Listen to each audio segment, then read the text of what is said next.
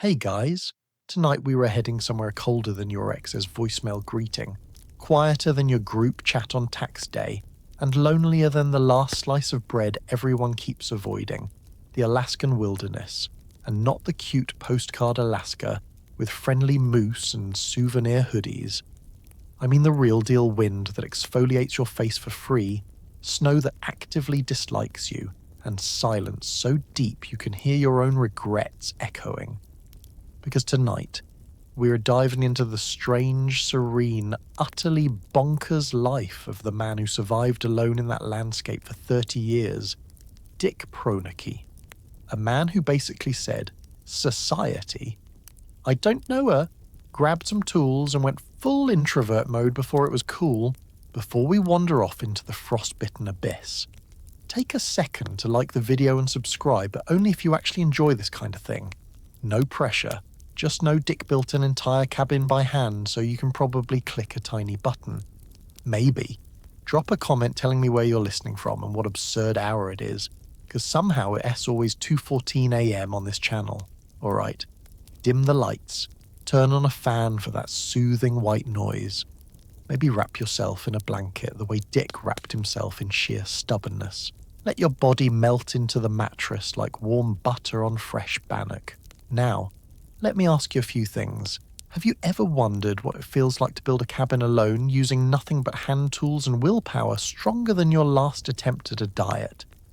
Have you ever thought, could I live without Wi-Fi for 30 minutes? What about 30 years? What do you eat when the nearest grocery store is a seaplane ride away and probably closed anyway? What is it like when your only neighbor is a curious bear who may or may not be judging your carpentry skills? How quiet does life get when even your social anxiety has nothing to do? And most importantly, could you survive 30 winters in Alaska? Or would you crumble the first time your oatmeal froze to the spoon? Well, congratulations. You've just woken up in 1968. There is no phone. There is no noise. There is only you, a set of tools, and the vast Alaskan wilderness politely asking whether you're sure about this. Good luck. You're standing there, looking at the modern world, cars, noise, bills, people who insist on talking to you, and something inside you snaps gently. Like a twig under fresh snow. It's not a dramatic snap. Not a throw your phone into a river and join a rave in the desert kind of moment. It is quieter, softer. The kind of snap that happens when your soul has simply reached its recommended daily limit of chaos. And suddenly, the idea of living somewhere so remote that even the government forgets you exist feels oddly reasonable. Let's talk about that moment because you've had versions of it. That day when the traffic is so bad you consider abandoning your car and seeking asylum in the nearest shrubbery. When your inbox hits 200 unread messages and you briefly fantasize about smashing your laptop with a medieval mace. When a stranger tries to make small talk with you in the grocery line and you realize you're emotionally unprepared for questions like, "How's your day going?" Civilization is great until it isn't. And for Dick Proenneke, the modern world of the 1960s felt like it was closing in. Too many mechanical parts, too much noise, too many moving pieces. He'd already lived a full life of careers: carpenter, mechanic, rancher, firefighter. He was skilled, tough, incredibly capable, and increasingly uninterested in anything that required a necktie. Every year, cities grew louder, job demands grew sharper, and people grew busier in ways that didn't always feel meaningful. Meanwhile, somewhere far north, untouched wilderness just sat there, quietly existing, offering nothing but space, solitude, and the kind of pure silence you can download as a white noise file. You start to imagine what that silence would feel like. No honking, no phone ringing, no neighbor arguing loudly on speakerphone about something that absolutely does not require speakerphone. Just wind, water, trees, maybe a bird judging you from a comfortable distance. And slowly, a thought takes shape in your mind, an absurd, shimmering thought you pretend not to take seriously at first. What if I just left? That question doesn't hit all at once. It creeps. It begins with small realizations. You notice you're happiest outdoors. You feel calmer working with your hands than with paperwork. You start craving simplicity like it's a vitamin deficiency. And before you know it, the idea of wilderness doesn't seem like a retreat, it seems like a home you accidentally forgot to move into. So you start planning, not in a reckless, dramatic way. You don't quit your job and immediately sprint into the forest like some kind of flannel-wearing cryptid. Instead, you let the idea simmer. You wonder what life would be like with fewer distractions.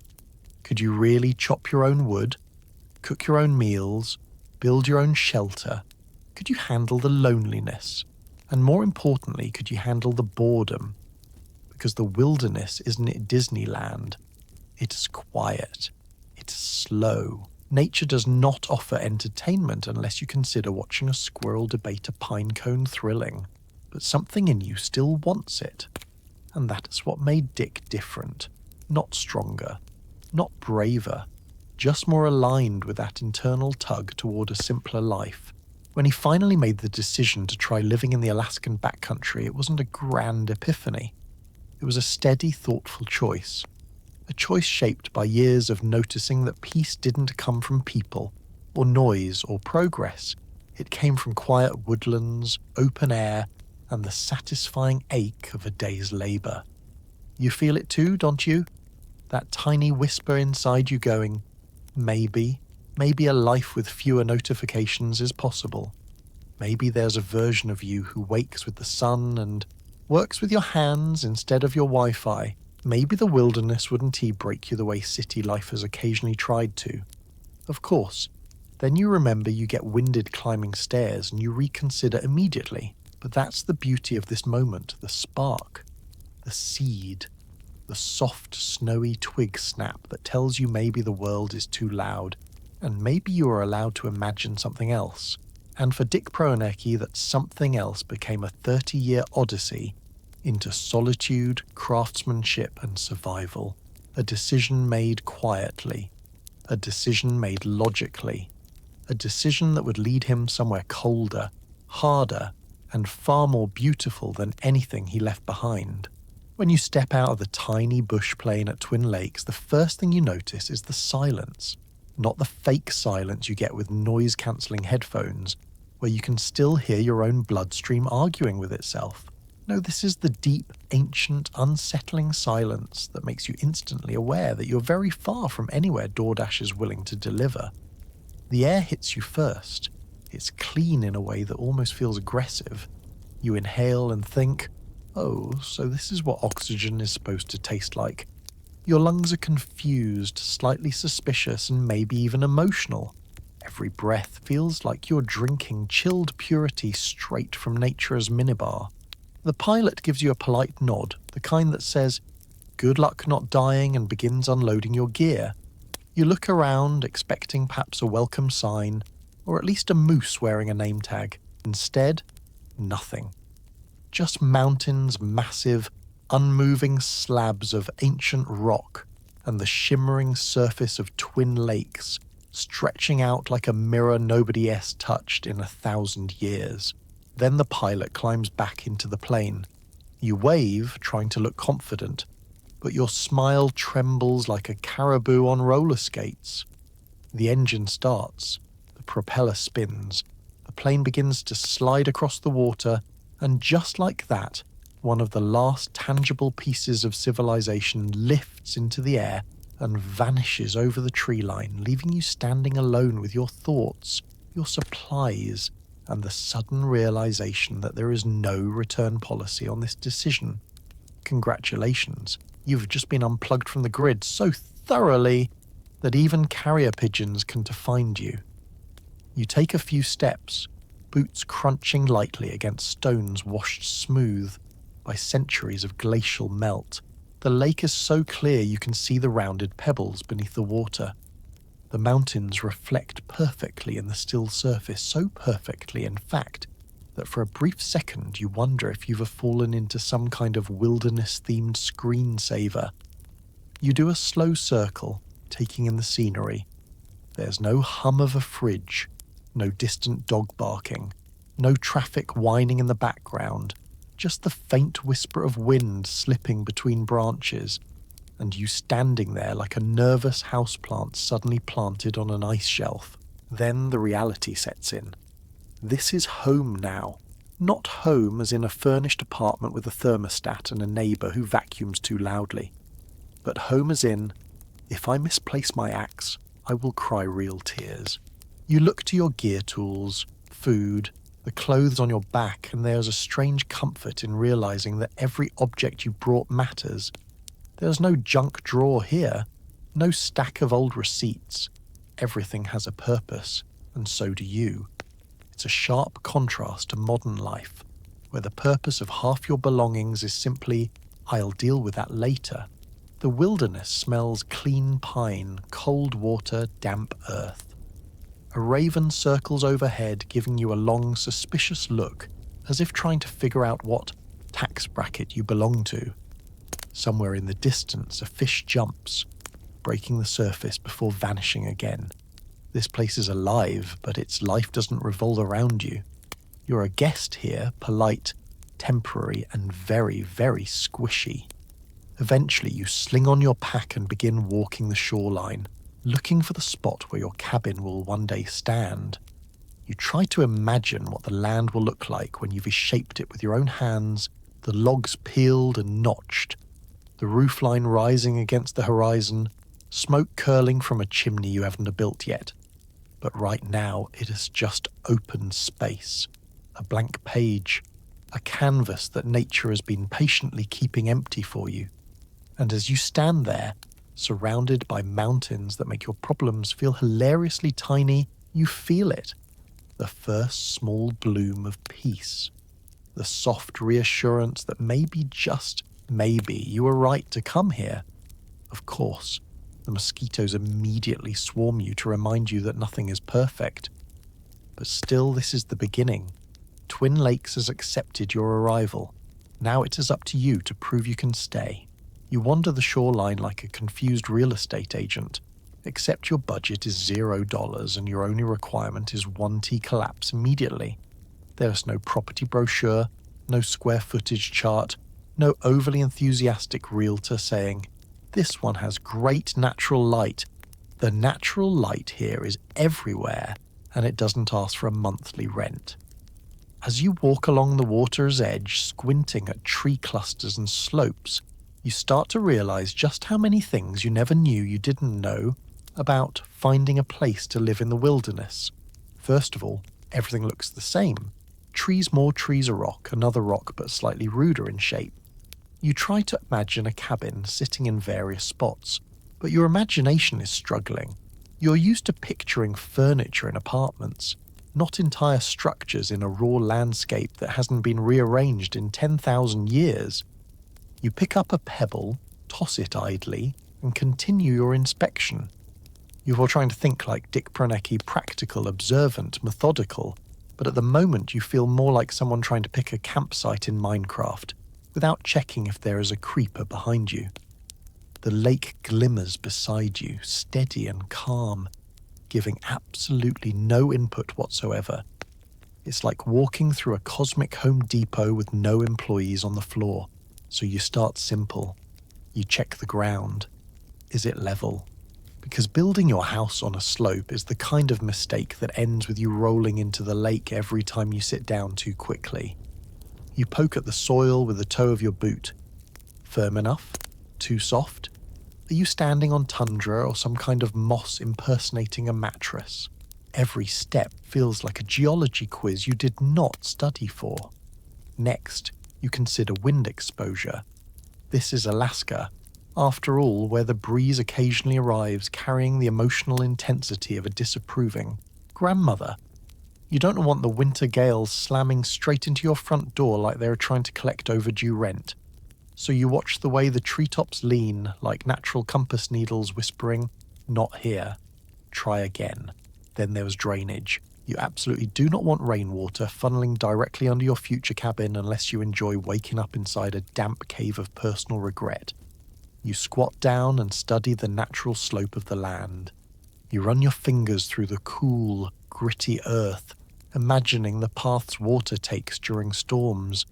You feel strangely competent for a moment before a mosquito bites your eyebrow and ruins everything. You keep walking.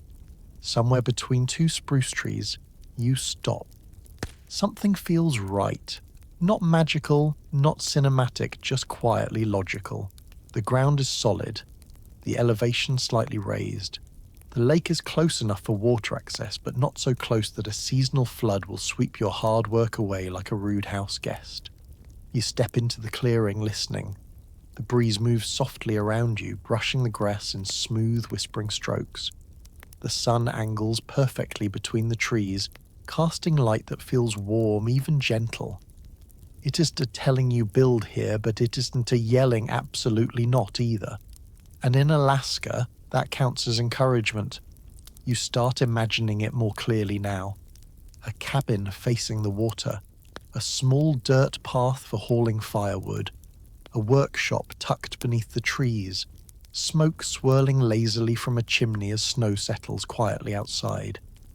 You picture the rhythm of future days, splitting logs, boiling coffee, scanning the lake for wildlife that may or may not want to eat your lunch. A raven croaks from a nearby branch, watching you like it as appraising your decision-making skills. You nod back at it, pretending this is a collaborative project. The bird is unimpressed but does not object, so you stand there a little longer, letting the idea settle. This land won't bend for you, you'll have to shape yourself to it, but that's part of the appeal. No HOA telling you your fence isn't regulation height. No landlord reminding you to change your air filters. Just you and the earth, negotiating terms. And finally, with a slow breath, you decide, this is it. Your future cabin will stand here. Well, assuming you can build it without dropping a log on your foot. But that's a problem for your future self. Right now, you've found your spot and the wilderness seems willing to let you stay.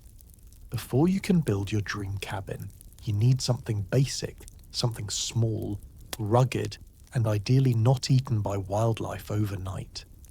Nothing fancy, nothing with crown molding or a breakfast nook. Just a place where you can sleep without waking up with a raccoon on your chest, judging your life choices. So you start gathering materials, which is easy because the wilderness conveniently provides an unlimited supply of sticks, otherwise known as primitive construction beams. Every fallen log suddenly looks like a potential wall. Every branch becomes a future support beam. You feel like you're in a Scandinavian IKEA, except the instructions are written entirely in tree sap and cryptic bird noises. First things first, a lean-to. It's the wilderness version of a studio apartment, minimalistic. Slightly depressing, but functional if you don't think about it too hard. You scout out a few trees that are close together and sturdy enough to support the roof. As you assess them, you give each one a gentle tap, pretending you know what you're doing.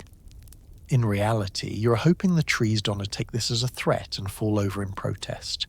You lay your first large log across two trunks to create a ridgepole. It doesn't fall.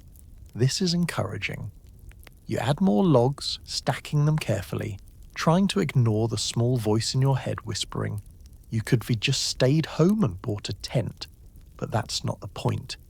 You're here to build something with your hands, something rough and honest and fully dependent on your ability not to accidentally crush yourself with a poorly placed beam.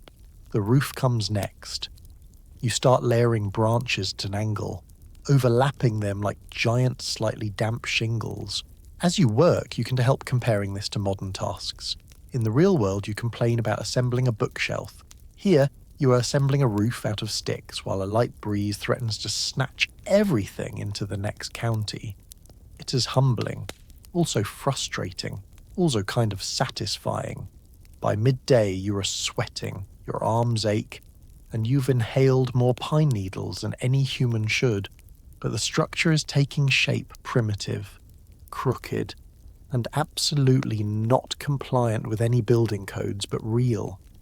Your lean-to sits nestled among the trees like a tiny woodland taco shell, ready to hold your body safely through the night. You step back to admire your work. This is the wilderness equivalent of taking a picture of your freshly vacuumed living room. You expect applause from nature, maybe a small parade of woodland creatures acknowledging your achievement. Instead, a squirrel chitters loudly at you, possibly offended that you've blocked one of its usual running routes. Next comes insulation. You gather moss, leaves, and chunks of bark, stuffing them between gaps to keep the wind out. It is like doing home renovation with the budget of a medieval peasant and the design sense of a damp log. But somehow, it works. Slowly your lean-to becomes less wind tunnel and more cozy hermit hole. While you work, the sounds of the forest shift. The wind sighs in the treetops. The lake laps gently against the shore. Every noise feels amplified, like nature is leaning over your shoulder going, "Nice job." Could be straighter though. As evening approaches, you make a simple bed from spruce boughs. It's springy, aromatic, and only moderately pokey, basically nature-esque version of an economy mattress. You lay your sleeping bag on top, smoothing it out like you were preparing a guest room for someone you desperately hope one to complain. Finally, as the sun sinks behind the mountains, you crawl into your temporary shelter for the first time. The shadows stretch long, the air grows colder, and you lie there listening to the forest settling for the night. It's quieter than any place you've ever been. It is peaceful. It is slightly terrifying. You're pretty sure something is sniffing around the back wall, but you choose to believe it. It's a friendly bunny and not a bear evaluating the structural integrity of your project. But you made it. Your first shelter stands. It is simple, imperfect, and held together by optimism, sap, and questionable engineering, but it is yours. And tomorrow you'll wake up and start building something even better. Out here, days aren't measured in emails or commute times. They're measured in chores, sunlight, and how many times you've yet to shoo away a moose this week. There is no alarm clock unless you count the sun, or a raven shrieking at you from an uncomfortably close branch. Time moves differently, slower, more honest, less like a calendar and more like a conversation you are finally able to hear. Your day begins not because you want it to, but because the cold morning air has infiltrated your shelter and reminded you that blankets are suggestions, not guarantees. You peel yourself from your spruce bough bed, stretch stiff muscles, and take your first steps outside. The air is crisp enough to exfoliate your soul. Your breath puffs out in little clouds that drift upward like offering incense to the mountain gods. There's a rhythm here, and you're learning to slip into it awkwardly at first, like someone trying to dance at a wedding after insisting they don't dance. But gradually, the wilderness teaches you its tempo. First chore, fire. Because in Alaska, warmth is not a passive benefit, it's a part-time job. You gather kindling, split logs, and coax a flame into existence. You crouch in front of the stove watching the fire catch like it's a pet that may or may not listen to you today. When the flames finally roar, you feel the satisfaction of someone who has just resurrected the sun. Next comes breakfast, not a grab-and-go breakfast, not a smoothie, not something poured into a cup you'll forget in your car. This is survival breakfast. Oatmeal, maybe, or beans, or fish, if yesterday's efforts were successful. You cook in silence, listening to your pop bubble like it's whispering encouragement. After breakfast, the day stretches before you like a long to-do list written by a minimalist. Only the essentials, nothing extra. Water, wood, repairs, food, repeat. You haul water from the lake. It is cold, clear, and heavy in the bucket, sloshing rhythmically as you walk. In the city, you turn on a tap and complain when it takes 3 seconds to warm up. Here, water has weight. Water demands respect. You feel ancient and primal, like a medieval villager, but with slightly better dental hygiene. Then there is wood. You chop it. You stack it. You move it. You contemplate writing an epic poem about it because wood is now your greatest enemy. your closest friend and your main form of exercise. Each swing of the axe sends vibrations through your body, and each log that splits cleanly gives you an unreasonable sense of superiority over inanimate objects. At some point, a moose wanders through. It looks at you with the deadpan expression of someone silently judging your entire lifestyle. You wave your arms politely, asking it to leave.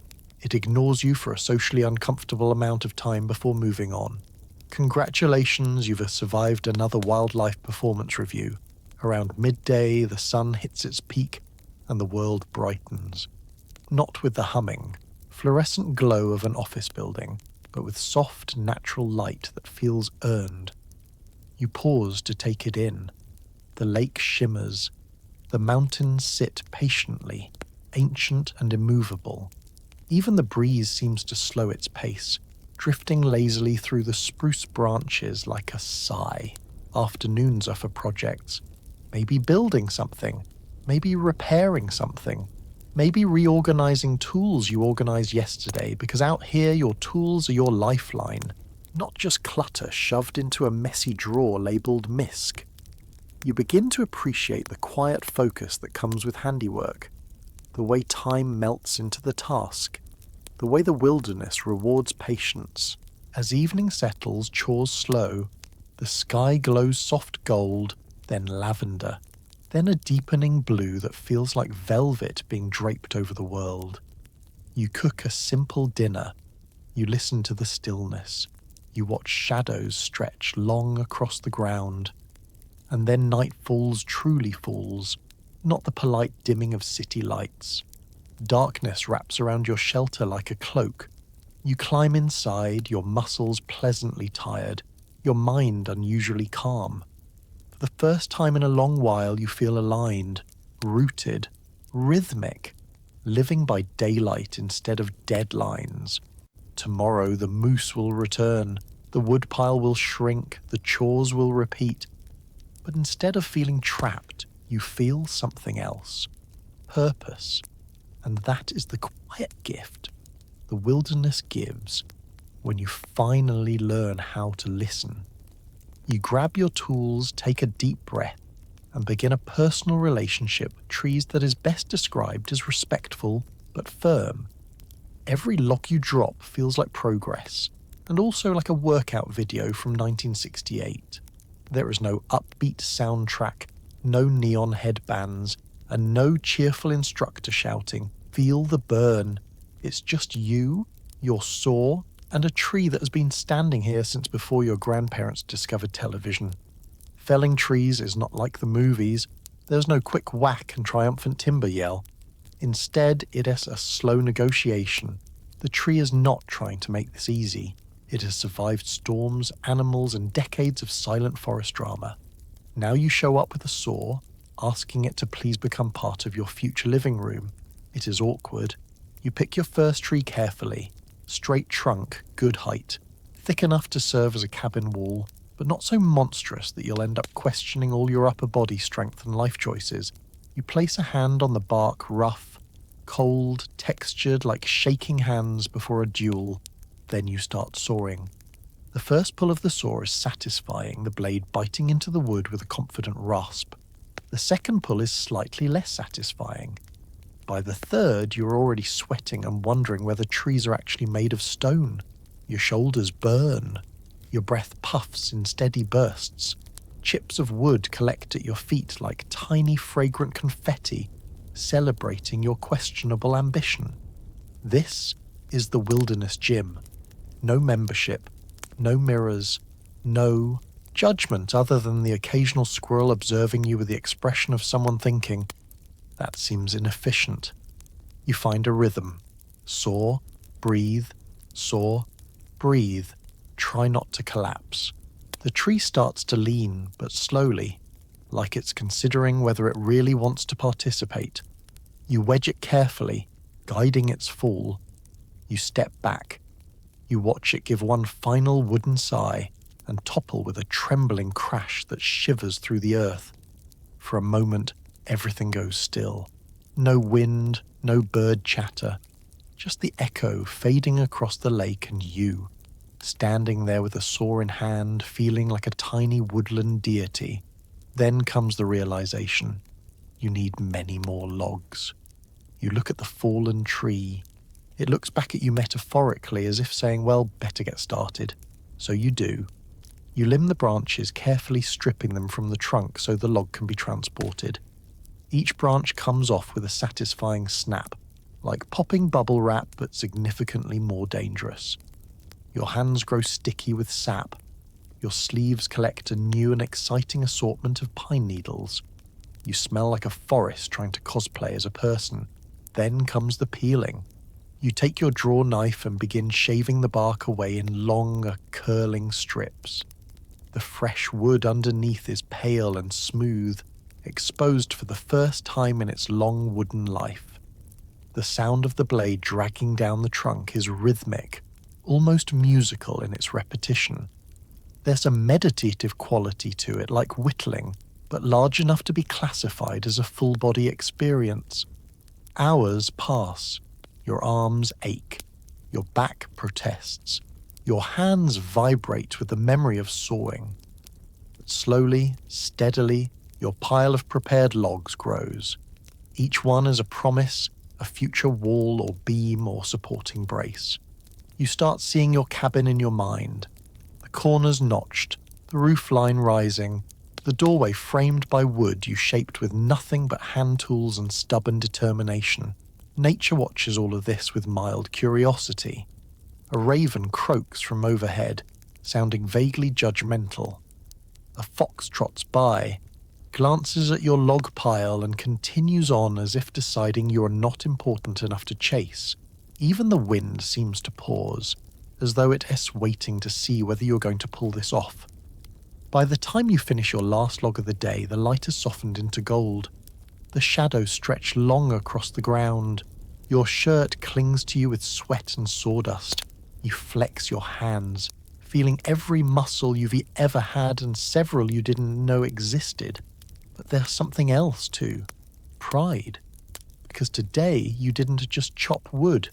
You shaped the bones of your future home. And tomorrow you'll do it again respectfully, firmly, and with the understanding that trees do not fall for just anyone. As you shape each notch by hand, you start to realize that building a cabin is basically adult Lego, except every piece weighs 200 pounds. You can T-step on them without bruising your spleen, and there are no instructions other than good luck. You kneel beside a log, tools laid out like surgical instruments, and you suddenly understand why Dick Proenneke brought notebooks instead of a therapist. Out here, your mental health is carved into wood slowly, painfully. The process starts simple. Pick up the log, except it's not simple. Nothing about lifting a giant cylinder of dense, forest-grown stubbornness is simple. You grunt, you leverage, you consider just dragging it into place and pretending. Eventually, with enough effort to power a small village, you get the log steady and level. Now the real fun begins. You take your pencil, not just any pencil, but the sacred wilderness pencil. The one that gets sharpened with a knife and loses about an inch every time you touch it and mark where the knot should go. You measure twice, then measure again. Because if you get this wrong, your cabin will lean so far to the left, it'll look like it's trying to dodge taxes. Then you begin carving. Your chisel bites into the wood. Chips curl away in soft spirals, falling across your boots like tiny wooden worm souvenirs. The sound is oddly soothing, a crisp, deliberate chunk, chunk, chunk, like nature's metronome keeping the tempo of your sanity. Your hands tighten around the handle, your shoulders steady, and for a moment you feel like a craftsman in an old-world village, if that village had absolutely no support system and bears for neighbours. Each notch is a marriage between precision and brute force. Too shallow and the logs won't lock, too deep and the whole structure weakens. It's like trimming your own bangs in the mirror. One wrong move and suddenly everything is crooked, your confidence evaporates, and you're staring at the consequences for months. You lean closer. sweat forming in a thin sheen on your brow. The smell of fresh-cut spruce rises warmly, sweet, clean, almost nostalgic. Forest around you murmurs quietly, needles rustling, a distant bird calling as if offering feedback. You ignore it. Birds have opinions about everything. You switch tools, from chisel to axe, from axe to mallet, from mallet back to the draw knife. You shave, you carve, you test fit a log, realize it is not quite right, remove it, and go back to carving like someone trying to correct a love letter written in permanent ink. Wilderness carpentry is not a science. It is not an art. It is a long series of small apologies and adjustments. Hours pass, though, out here. Time feels like thick syrup dripping down the side of a tree. The sun moves, the shadows shift, your hands throb, your arms burn, your back protests in a language of creaks and groans. But slowly, gloriously, a notch emerges, smooth, perfectly angled, satisfying enough to make a grown adult whisper, "Nice!" You test it again this time, the logs settle into place with a quiet wooden sigh. Locked, secure, proud. It is like watching puzzle pieces click together, except the puzzle weighs more than your car and could crush you if... It felt moody. You stand there for a moment, stretching your spine, wiping sweat from your forehead with the back of your sleeve. Your shirt smells like sawdust, pine resin, and determination. Your hands are shaking slightly, not from fear, but from the thrilling realization that you are actually doing this. You're building a structure with nothing but hand tools and stubbornness so concentrated it could power a small nation. As the day winds down, you sit on a stump, admiring the logs now fitting together in tight, perfect harmony. In the city, you worry about whether your shelves are level. Here, you worry about whether your roof will crush you in your sleep. Progress, a raven lands nearby, tilts its head, and studies your handiwork with squinty disapproval. You nod at it like co-workers making eye contact in a break room. The bird eventually croaks, either out of respect or because it swallowed a bug, and flaps away. You pack up your tools, fingers aching, arms heavy, but inside you, a quiet pride, humming like a warm ember. Because today, you didn't just carve wood, you carved stability out of the wilderness one notch at a time. When you finally sleep inside the cabin you built, the creaking logs feel like they're whispering, not in a spooky ghost story way, but in a tired, we've been trees for a century, and now we're a house, give us a minute sort of way. You stretch out on your makeshift bed, staring up at the wooden ceiling, and it hits you. This place exists because you refused to quit, because your muscles cooperated, because you somehow didn't saw off your own foot. A miracle, honestly. The cabin smells of fresh-cut spruce and cold air, clean, sharp, grounding. You breathe it in deeply. It is not the artificially scented pine smell of a candle from Target. It is the real thing, the kind of aroma that could convert even the most reluctant indoors person into a committed woodland hermit.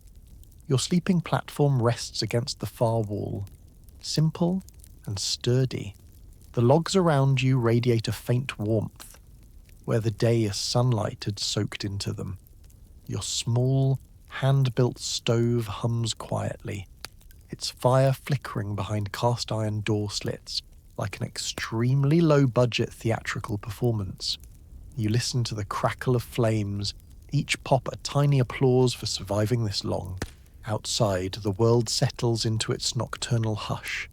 There's no traffic noise, no hallway footsteps, no upstairs neighbour practicing tap dancing at 1 a.m. Just the soft shuffle of wind brushing against the cabin walls, a gentle whoosh that feels like the wilderness doing its nightly bed check. You pull your blanket around your shoulders. It's not luxurious by any stretch. No hotel thread count nonsense, but it's warm enough. And tonight, warm enough is perfect. You feel the fatigue settling into your bones, Not the soul exhaustion of city life, but the deep, fulfilling tiredness earned from building something with your hands. A tiredness that says, you worked, you created, you belong here. Your eyelids droop, but then crack. You jolt awake.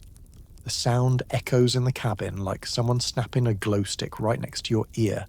Your heart slams into your ribs as your brain cycles through possibilities. Bear, moose, ghost of a disappointed lumberjack. You listen. Nothing. Just the cabin adjusting to the drop in nighttime temperature, the logs contracting like they were cracking their knuckles. You exhale slowly, deciding you are probably not about to be eaten or haunted. Probably. You settle back down. The fire turns soft and rhythmic, a steady breathing presence across the room. You watch the shadows dance on the walls, long, wavering shapes that look almost alive until you blink and realize they're just your tools hanging in odd positions. Definitely tools. Definitely not creatures plotting a coup. Your mind drifts. You think about the weeks leading up to this moment, felling trees, peeling logs, carving joints, stacking walls. You think about all the small victories. The first smooth notch, the first window frame, the first door that didn't immediately try to fall over. You think about the wilderness, accepting your presence not eagerly, but with a polite shrug. You turn onto your side, listening to the night settle. The fire, the soft groan of the cabin's new timber bones, the wind slipping across the roof in long, sighing strokes. You realize how unusual it is to feel this level of peace. In modern life, you fall asleep to TV static, phone vibrations, the glow of notifications creeping under your eyelids. Here, sleep arrives in its purest form, quiet, dark, deep. You close your eyes again. Sleep rises up like a warm tide, steady and heavy, pulling you under gently. But before you fully drift off, you feel something unexpected: gratitude. Gratitude for your own persistence. Gratitude for the wild land that let you shape a shelter from its trees. Gratitude that tonight, for the first time, you are sleeping inside a home you built yourself. The logs creak one more time. Softer now, almost content. It sounds like the cabin is saying, not bad for a human. And then you sleep warm, tired, and truly home. You quickly learn the difference between being alone and being alone alone. Being alone is what happens when you stay home on a Friday night, order takeout, and pretend you're thrilled about it. Being alone is what happens when the nearest human being is so far away that if you yelled for help, the echo would come back next Thursday. At first, it was disorienting. Your brain keeps expecting background noise, traffic, conversations, the hum of appliances, the comforting buzz of modern life quietly announcing its existence. But hear nothing. Not silence, exactly, because the wilderness has its own soundtrack, but the kind of quiet that makes you aware of your own heartbeat, your own breath, your own thoughts performing somersaults because suddenly there is no distraction to keep them in line. The day starts simple. You wake up, stretch, and step outside into the crisp air, where the world greets you not with emails or notifications, but with a stillness so deep you half expect a narrator to appear saying, "Previously on your life." You make breakfast in total quiet. Stirring your pot becomes a tiny percussion concert. Even the clink of your spoon feels like a dramatic event. At first, solitude feels like an empty room, but then slowly it becomes a spacious one. With nobody to talk to, you start narrating tasks in your head, sometimes out loud. You tell yourself what you're doing: boiling water, chopping wood, sweeping the cabin floor. You sound vaguely like a children's show host who has been left unsupervised in a national park. But the wilderness listens. It is not responding exactly, but it is there. The lake laps at the shore with slow, steady breaths. Spruce branches whisper secrets as the wind threads through them. Birds call across the water, each voice distinct, each note a reminder that solitude isn't the emptiness, it is clarity. Some afternoons you sit on a fallen log simply to sit. No phone, no agenda, no doom scrolling. You watch the clouds move like giant lazy ships. You trace the flight of a hawk spiraling above the tree line. You let your mind wander in whatever direction it wants something that you realize you haven't done in years. There are moments, of course, when solitude pokes at you. Hard. A kind of psychological draft sneaks in, reminding you that there is no backup plan, no friend you can call to vent about the fact that you dropped your only good spoon in the lake. Sometimes it tests lonely. Sometimes it's a little frightening. And sometimes, frankly, it is boring enough that you start giving names to tree stumps. But then something shifts. You begin to enjoy your own company. Not tolerate it. Enjoy it. You notice that your thoughts feel less tangled. Worries shrink instead of ballooning. Small joys feel brighter. Simple tasks take on a gentle rhythm that steadies you. You laugh more easily often at yourself, because without witnesses, embarrassment evaporates. You start to journal. Your entries become conversations with the universe, observations about weather, wildlife, carpentry, and the strange peace settling into your bones. Writing becomes a companion, a mirror reflecting your growing comfort with solitude. Meals taste different. Not better. Necessarily, beans can only taste so good, but more intentional. You savor them. You worked for them. You earned them. The wilderness subtly reshapes your inner world. Noise dissolves, stress drains, time stretches, and the loneliness that once felt sharp begins to soften, like a stone rounded smooth by running water. Because solitude isn't really about being without people. It's about being with yourself completely, fully, unavoidably, and finding that you're not as boring or anxious or fragile as you once believed. Some nights, you sit outside your cabin and watch the sun sink behind the mountains. The sky blooms gold, then pink, then indigo. And you feel something rare, the quiet hum of contentment, a stillness so full it presses gently against your heart. You came here to survive, but solitude is teaching you how to live. Your diet becomes a game of what can I boil? The answer is almost everything. Beans, boil, rice, boil. Wild plants you hope aren't poisonous, boil and pray. Out here, gourmet cooking is less Michelin star creativity and more.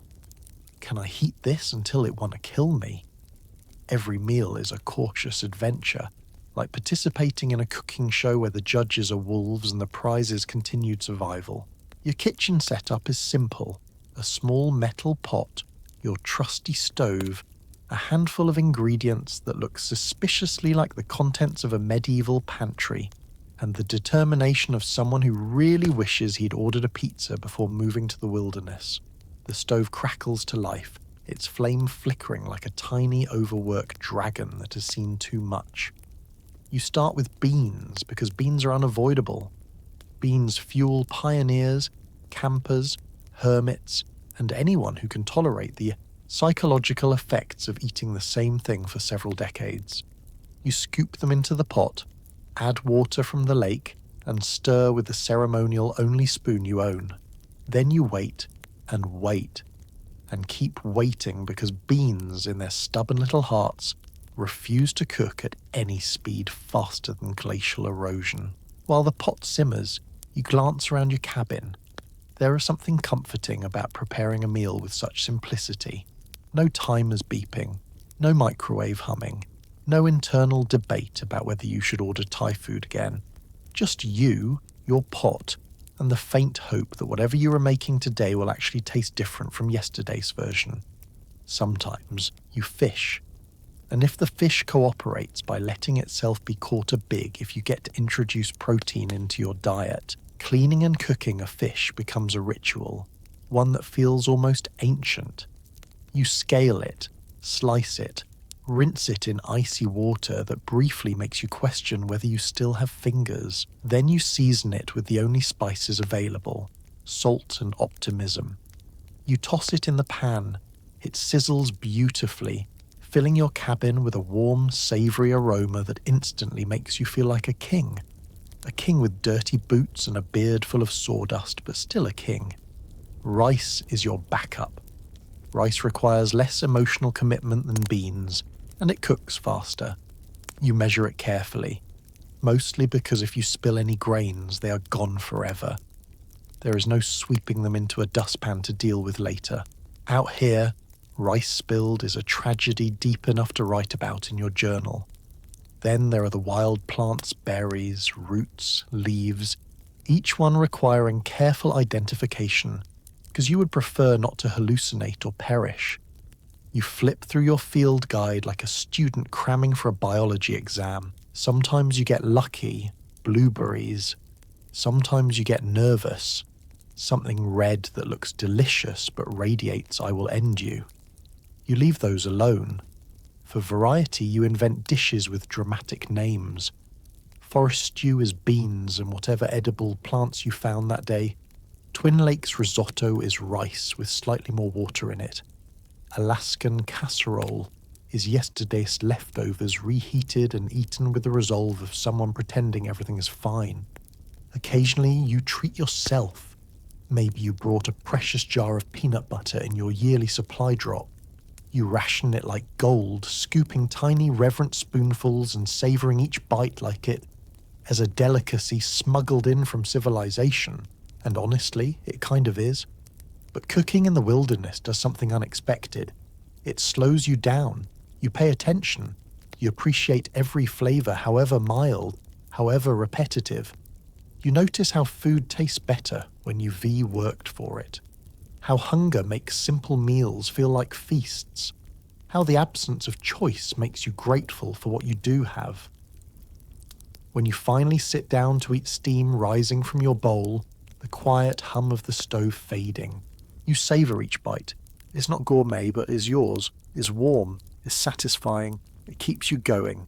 And really, that's what wilderness cuisine is all about. Nourishment over novelty. Because when you were living alone in Alaska, dinner is a culinary event. Dinner is survival with a sprinkle of hope and a dash of please. Let this not taste like bark again. You cast your line into water so cold it feels personally offended by your presence. The fish, meanwhile, treat this as a negotiation. They're not against being caught, they just prefer you prove you deserve it.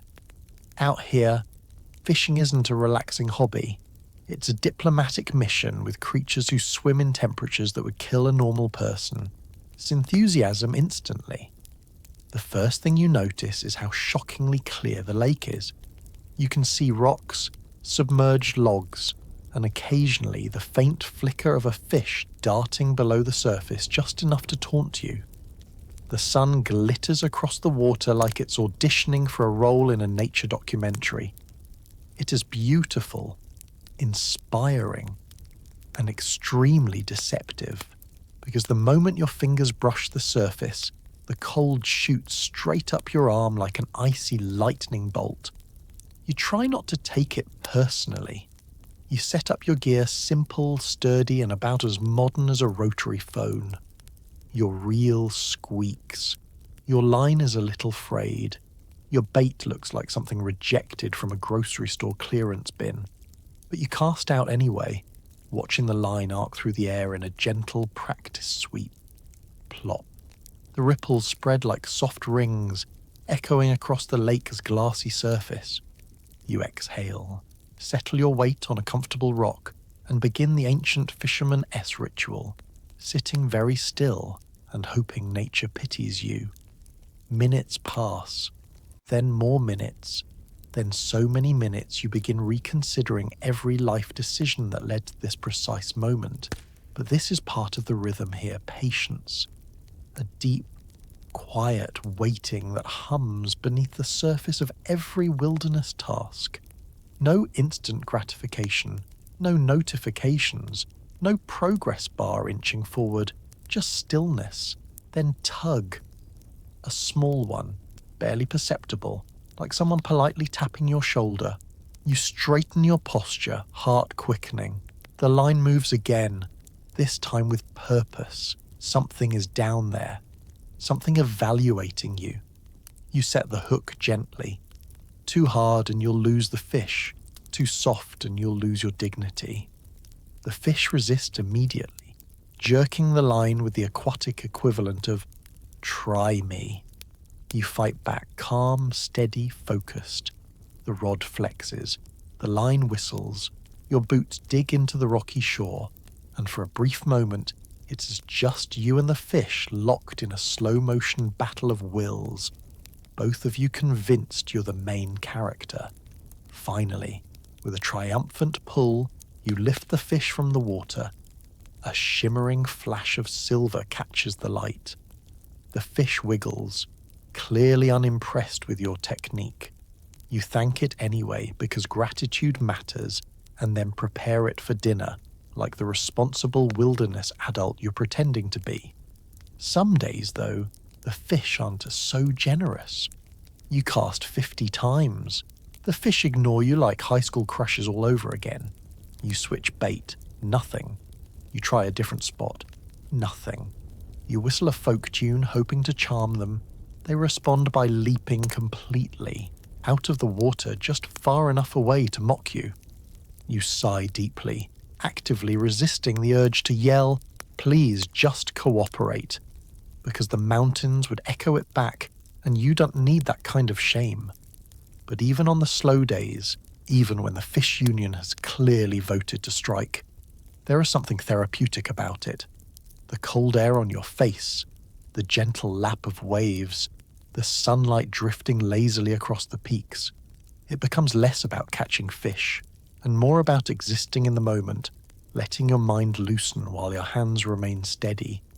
Sometimes a curious loon floats nearby, blinking at you with unsettling intelligence. Other times, a breeze brushes your back as though whispering encouragement or warnings about the bear that walked through your campsite last week.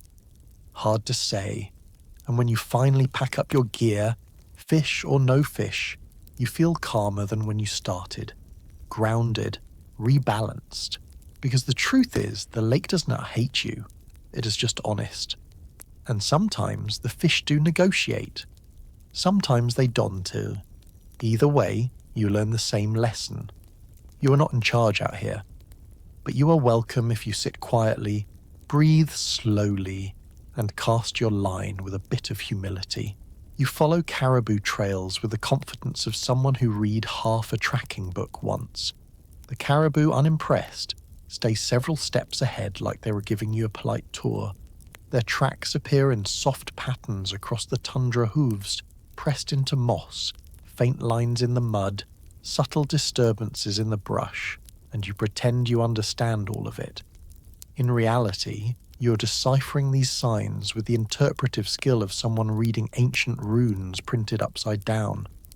Caribou trails look straightforward from a distance, like tidy footprints pointing you in the right direction. Up close, they multiply, split, cross, loop back, and generally behave like a toddler scribbling with a crayon. You crouch down, squinting at the ground like a detective in a low-budget crime show. You convince yourself this set of prints looks fresh. You have absolutely no idea. It could be from this morning. It could be from the Nixon administration. Still, you try. You move slowly through the brush, leaves whispering against your legs. The ground is soft beneath your boots, a cushion of moss that feels like nature's memory foam. The breeze carries a faint scent of earth and peat, rich, cold, untouched. Every few steps you pause, listening. Somewhere ahead, you hear it. A soft clack of hooves, a distant grunt, the faint rustle of a creature far more graceful than you will ever be. You push forward. Tracking caribou is humbling because they make it look effortless. They glide through the wilderness like they were skating on invisible rails. You, meanwhile, trip twice, get slapped in the face by a rogue branch, and lose your footing on a damp patch of moss that acts exactly like a banana peel. The forest witnesses everything. Even the squirrels take notes. You eventually catch sight of them, a small herd moving across a meadow, bodies sleek, antlers rising like natural sculptures against the sky. They walk with a kind of ancient assurance, the confidence of animals who have survived predators, storms, and centuries of harsh winters. You admire them from a distance, breath caught in your chest. They look peaceful, dignified, cohesive. You, by contrast, are sweating, covered in bits of fern, and breathing like someone who jogged up the stairs after sitting at a desk for 15 years. You don't need to get close. In fact, you shouldn't. Caribou are powerful, skittish, and very much uninterested in selfies. You stay back watching as they pause to graze, noses dipping into the moss with calm indifference. Their ears twitch at every sound. Their bodies move in practiced unison, shifting as one whenever the wind changes direction. You take mental notes you will absolutely forget later. Sometimes you try to follow them longer, stepping lightly, making as little noise as humanly possible, which for you is not very little. You snap one twig, just one. The entire herd lifts its heads in perfect synchronization. Their eyes land on you with expressions that can only be translated as "bless your heart." Then they move on, quickening their pace, drifting up a ridge, effortlessly widening the gap between you and them. That's the moment the wilderness reminds you. You are not in charge. You are a visitor. And these animals have a better grasp on this terrain than you ever will. Still, the experience warms you. You feel connected to something ancient and enormous. Something that doesn't just need words or schedules or grocery stores. Watching the herd melt into the horizon, you feel a tiny spark of gratitude that they allowed you to witness even a sliver of their world. As you head back toward your cabin, you reflect on the day's adventure. You didn't get close. You didn't track them perfectly. You didn't suddenly become a wilderness whisperer. But you did follow the trails without getting entirely lost. You did watch a caribou herd glide across the land. You did learn humility at the hooves of animals who couldn't care less about your tracking book. And honestly, that counts as a win, because nothing keeps your ego in check quite like being outpaced by a creature that poops while walking. When winter arrives, it doesn't knock. It breaks down the door and steals all the warmth you've ever known. You settle inside your cabin, listening to the wind scream like it's a sing your browser history. The temperature drops so fast it feels personal, as if the wilderness itself has decided you need character development immediately. Snow falls in thick, heavy curtains that erase everything beyond a few steps from your door. The mountains vanish behind a white veil. The lake freezes so solid it looks like someone pressed pause on the world. Your breath turns into smoke signals with every exhale, and you start wondering whether eyebrows are supposed to freeze together like that. Inside, your cabin becomes your entire universe. Your stove is no longer just a stove. It is your sun, your savior, your emotional support appliance. You feed it logs like offerings to a temperamental deity. You watch the flames dance wildly, tiny sparks shooting into the air with the enthusiasm of an untrained fireworks show. The heat slowly spreads, warming your hands, then your face, then the rest of you eventually. Maybe, if it feels like it. You wrap yourself in every wool layer you own, socks, more socks, something you've fashioned into a scarf that might actually be a repurposed towel. You sit by the window and watch snow pile up against the glass in soft, creeping drifts. Winter is both beautiful and mildly threatening, like a swan or a very fancy chandelier. Then the sounds begin. Winter has sounds. The wind wails, low and eerie, winding through the trees like an opera singer who didn't warm up properly. The ice on the lake cracks loudly enough to make you leap 3 feet in the air, sounding like the earth itself is opening a bag of chips. Trees pop and groan as sap freezes inside them. Even the cabin walls shift and creak, adjusting to the cold in long wooden sighs. You try not to think about horror movies. You fail, but winter's also routine. You get up before dawn, partly because you want to maximize daylight, and partly because it's impossible to sleep when your nose is cold enough to be classified as an icicle. You chop wood until your arms beg for mercy. You haul it back to the cabin like Santa Claus delivering heat instead of toys. You cook meals that are somehow even more boil-based than usual. Beans warmed near the stove feel like a delicacy. Rice cooked, without freezing your hands off, feels like luxury.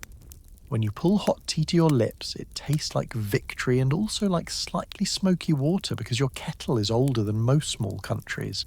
Sometimes you step outside. Not for long, just long enough to shovel snow, check your traps, or stare dramatically into the freezing distance like the lead in a survival documentary. The cold bites instantly, a stinging, sharp cold, the kind that slips under your coat, down your collar, and into your soul. Your eyelashes frost, your beard freezes into a sculpture, your fingers, despite gloves, begin contemplating mutiny. But there's a strange beauty to it. The world is muffled, softened, wrapped in silence. Snowflakes swirl in delicate spirals, branches shimmer with white lace. The sky glows pale blue during the short hours of daylight, then fades into a long, deep darkness that feels ancient. Night comes early. Too early. You sit beside the fire, listening to the crackle, letting the warmth soak into your bones. You read by lantern light, make notes in your journal, and occasionally talk to yourself not out of loneliness, but because winter makes the silence so heavy it needs breaking. And through it all, you survive. Slowly, steadily. One log, one meal, one frozen finger at a time. When spring finally arrives, tentative, quiet, almost apologetic, you step outside, relieved and triumphant. You did it. You endured your first Alaskan winter alone, and yes, it absolutely tried to kill you, but it didn't, which means round 2 is coming and winter does not take losing well. Your journal becomes your therapist, your co-worker, your entertainment. You start writing to it like it's a friend who can argue back. In a world with no small talk, no office gossip, and no one to tell you that you tracked mud through the house again, your journal becomes the only place where your thoughts can stretch their legs and run around without supervision. At first, your entries are normal, short, factual, the literary equivalent of polite nodding. Cold today, chopped wood, saw a moose, practical, functional, emotionally on par with a grocery receipt. But solitude has a long attention span and no filters, so your writing slowly evolves. By week 3, you were adding little observations. The wind sounded kind of angry today. The lake is freezing over. The squirrel outside my cabin seems to judge me. These are still within the realm of sanity, barely. By month 2, things escalate. You start giving full speeches to the page. You recount the entire conflict between yourself and a stubborn stump that refused to be split. You write dramatic monologues about how your beans betrayed you by taking 3 hours to cook. You describe a raven that stole a piece of jerky from your porch with the emotional intensity of someone recounting a bank robbery. Every journal entry ends with your signature flourish, a sigh written out in cursive. You find yourself excited to open your notebook each evening, settling by the fire with your pencil like it was office happy hour, and your journal is your favourite co-worker. The pencil scratches across the page, soft and rhythmic, the sound blending with the crackle of the stove. You sit wrapped in your blanket, knees pulled close, firelight flickering on the log walls. Outside, darkness presses against the windows, but here, inside, you write your own little bubble of warmth. Some entries are purely practical weather notes, wildlife sightings, how much wood you have left. Others are meditative, drifting thoughts that spill across the lines like melted snow. You write about your dreams, your fears, the strange peace you feel when watching the snowfall, the way the mountains glow at sunrise. Then come the dramatic entries, your Oscar-worthy wilderness diaries, There's the time you document your attempt to fix the hinge on your cabin door, ending with the sentence, "I won, but barely." There is the day you chronicle your ongoing feud with a persistent mouse who has discovered that your cabin is basically the Disney World of crumbs. You write the mouse a letter, a long one. You do not hold back. There's the long, rambling reflection where you debate the philosophical implications of eating the same pot of beans for 4 days straight. And then there are the quiet entries, the ones that catch you off guard. Notes about how small you feel under the endless Alaskan sky. How comforted you are by the steady rhythm of routines. How silence once felt empty, but now feels full. How solitude reshapes your mind in ways you didn't expect. Your journal becomes a map of your transformation: fear to calm, restlessness to presence, loneliness to a strange, sturdy companionship with yourself. It becomes the one place where you can laugh at your mistakes, acknowledge your victories, and record the tiny, beautiful moments that would otherwise vanish unnoticed. Sometimes you flip back through old pages and read your earlier entries. You shake your head at week 1 who thought a single log pile would last the whole winter. You chuckle at your own exaggerated complaints.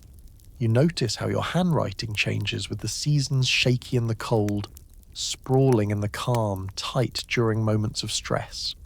Journaling doesn't just keep you sane. It anchors you. It becomes proof that you're still here, still thinking, still feeling, still growing.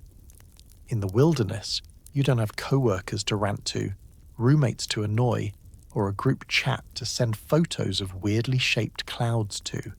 You have yourself and the pages that listen without judgment, and honestly, paper is cheaper than therapy. Every day becomes a series of small tasks that feel both ancient and oddly soothing. Gathering wood, hauling water, fixing the same thing you fixed yesterday. Cabin life turns routine into ritual, chores into meditation, and minor inconveniences into full-scale operatic dramas performed for an audience of 0. Morning begins before the sun fully climbs over the mountains. It's not that you want to wake up early, it is that your cabin cools off just enough to nudge you awake, like a passive-aggressive reminder that firewood doesn't magically appear. You sit up, wrapped in blankets that have become your closest friends, and you listen to the rhythmic breathing of the stove fading into silence. It's a soft, solemn moment, as if the cabin is waiting for you to start the day a small symphony of survival. First task, fire. You shuffle over to the hearth like an undercaffeinated medieval peasant. You poke yesterday's coals, coaxing them back to life. A spark appears, then a faint glow, then a tiny flame licking upward. You feed it thin twigs, then larger sticks, until the fire crackles into its morning personality, lively, chatty, slightly chaotic. It warms the room slowly, but not without attitude.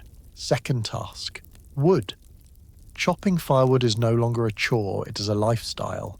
You swing your axe with a practiced rhythm, the blade slicing into logs with a satisfying thud that echo across the quiet clearing. Each piece you split lands in a neat pile, and for a moment you feel like a pioneer superhero. Then you trip over your own bootlace and immediately humble yourself. You haul the wood back to the cabin, arms aching, breath puffing into the cold morning air. The pile beside your door grows, your winter security blanket rising log by log. There is no better feeling than seeing that pile stacked high, except maybe seeing it after someone else stacked it. But out here, someone else is you. Always you. Next, water. You grab your metal pail and walk to the lake, crunching through snow or brushing through tall summer grass. The water is icy, still, clear as glass. You dip your bucket, watching the ripples distort your reflection, wild hair, wind-chapped cheeks, and the unmistakable expression of someone who hasn't talked to another human in days. You lug the heavy bucket back, working muscles you didn't even know were on the human body. Then you fix things. Something always needs fixing. A door hinge loosening itself for fun. a roof draft that refuses to take a hint, a tool handle cracking just enough to make your life difficult. Cabin life is equal parts craftsmanship and negotiation. You repair things the way people in suburbia attempt DIY projects, determined, underqualified, and deeply aware that no one will rescue you if it goes wrong. Midday is quieter. You eat a simple lunch, check your surroundings, tidy the cabin, and do whatever task the season demands: patching walls, gathering berries, sweeping snow from the roof, repairing storage bins. Everything is small, steady, and essential. Each action threads into the next, weaving the tapestry of your day. By afternoon, you settle into a strange kind of peace. The repetitive nature of chores becomes comforting. You know what needs doing. You know how to do it. No emails, no meetings, no deadlines invented by people who say things like circle back. Just straightforward work, honest and grounding. Evenings are soft. You cook dinner. You write in your journal. You sit by the fire and listen to the cabin breathe around you.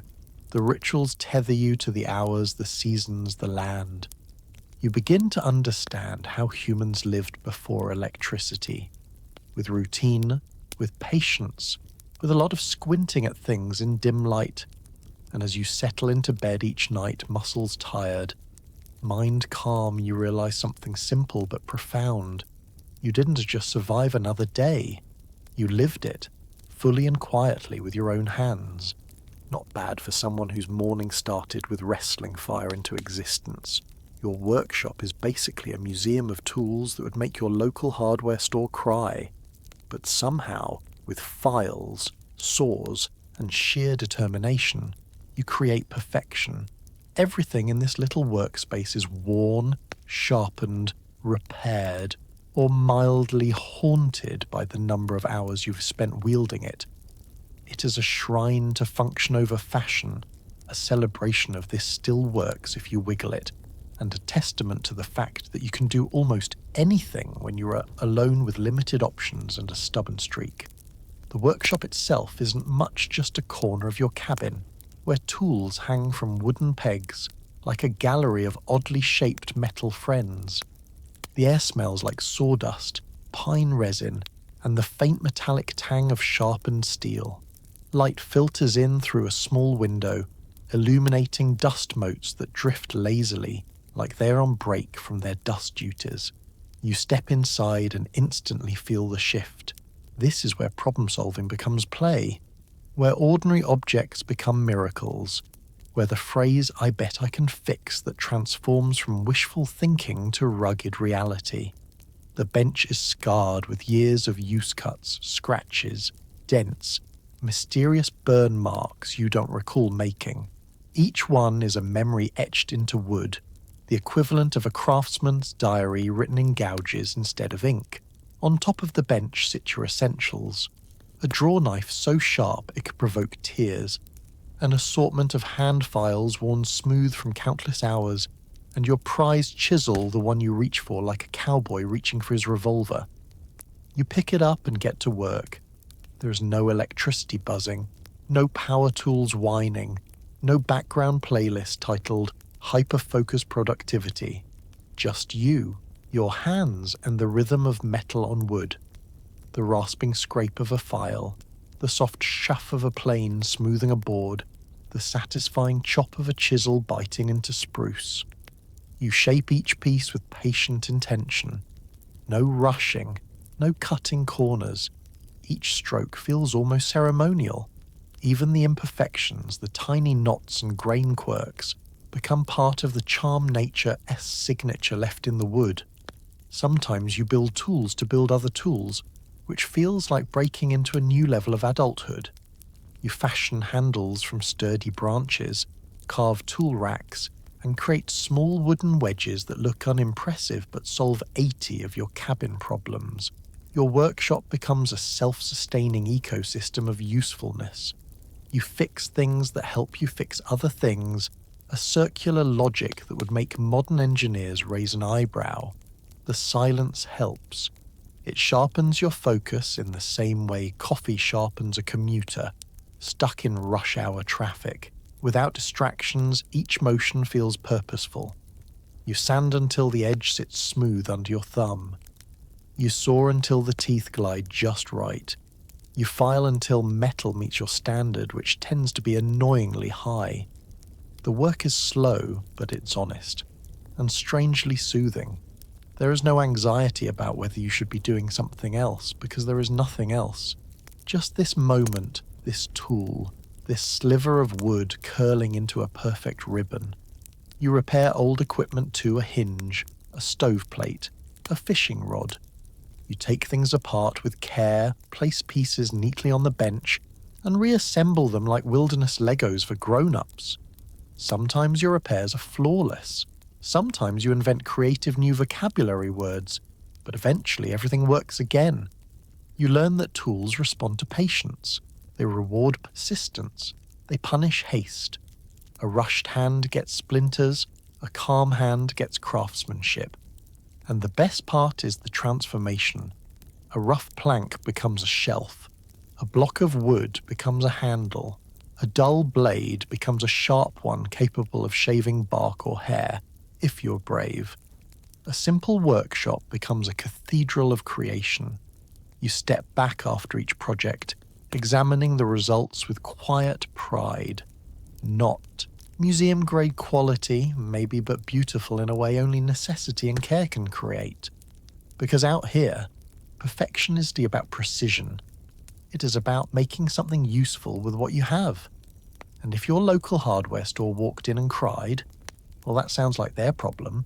From curious foxes to judgmental ravens, the animals around Twin Lakes become your uninvited roommates. Some stop by for food, others stop by to make sure you are still not dead. Out here, you don't have neighbors who borrow sugar. You have neighbors who steal it, bury it, forget where they buried it, then blame you. The first creature to introduce itself is usually a fox. Foxes in the Alaskan wilderness behave like they own the place, strolling through your clearing with the confidence of someone returning from a lunch break they took 3 hours too long. One trots past your cabin, tail swishing like a runway model, casting a sideways glance as if evaluating your homesteading performance. If you drop a scrap of food, even by accident, that fox will remember your generosity for exactly 1 day, after which it will arrive demanding a sequel. Then there are the ravens. Ravens are wilderness auditors. They perch on branches, cock their glossy heads, and look at you with the sharp intelligence of a creature capable of forming opinions. And they do have opinions. You'll be chopping wood, and a raven will croak in a tone that unmistakably means uneven swing. Try again. You'll be cooking and one will land on your stump like, "What is for dinner?" And why isn't it me? They're not malicious, just deeply judgmental like feathery gothic grandparents who believe strongly in tough love. Squirrels, by contrast, operate with main character energy. Hyperactive, chaotic, slightly unhinged. They dart across your roof in the middle of the night like they were reenacting a dramatic chase scene from a forest-themed action movie. They chatter from the trees whenever you walk by, sometimes friendly, sometimes sounding like they're cursing you out in squirrel language. You consider responding, but you're not fluent in rodent bitterness. The moose are different. Moose are the quiet giants of the neighborhood, sincere, earnest, and large enough to ruin your entire cabin by sneezing in the wrong direction. They lumber through your yard like they're just checking the real estate market. You watch them from a very safe distance because moose don't do warnings. They don't do negotiations. They simply exist at their own enormous speed, and you respect that. Bears? Bears don't visit often, but you never forget they exist. Their tracks appear sometimes near the tree line, huge impressions in the mud that make you instantly reevaluate every life decision you've made. You keep your food sealed, your perimeter tidy, and your cooking smells modest. Bears are like celebrity landlords, mostly absent, but you live as though they might show up at any moment. Some days, a mink darts by the lakeshore, slinking across the rocks like a small, elegant thief. Other days, a pair of ptarmigan wander into your clearing looking perpetually confused, like feathery tourists who lost their map. And then there's the unofficial mayor of your neighborhood, a plump ground squirrel that spends an unreasonable amount of time staring directly at you. You don't know why. You just know its motives. You suspect it's gathering intelligence. But slowly, without realizing it, these animals become part of your daily rhythm. You recognize the fox's gait. You know which raven is the loud one. You know which moose likes to stand in your path dramatically, forcing you to take the long way around like a very patient hostage. You begin talking to them not in a lonely way, but in a weird co-workers who share this office way. You greet the fox, you lecture the squirrels, you warn the ravens that if they steal your lunch again, there will be consequences. Their 1T. And you give the moose a respectful nod because your life depends on it. In a strange, undeniable way, the wildlife becomes your community. They don't bring casseroles. They don't ask how your week is going. They don't make small talk about the weather. But they show up. They notice you. They keep you company in a quiet, ancient way. And every now and then when a fox curls up near your porch, or a raven sits beside your window during a storm, you feel something like companionship. It is not human. It is not cozy. But it's real. And honestly, they are better roommates than half the people you lived with in your 20s. Nothing reminds you of your place in the food chain like a bear casually strolling past your cabin, as if checking the property value. Bears don't rush. They don't skulk. They don't tiptoe like they were trying to avoid waking the neighbors. They move with the confidence of someone who pays the mortgage on the entire wilderness and suspects you're 6 months behind on rent. The first time you see one up close, your brain does something interesting.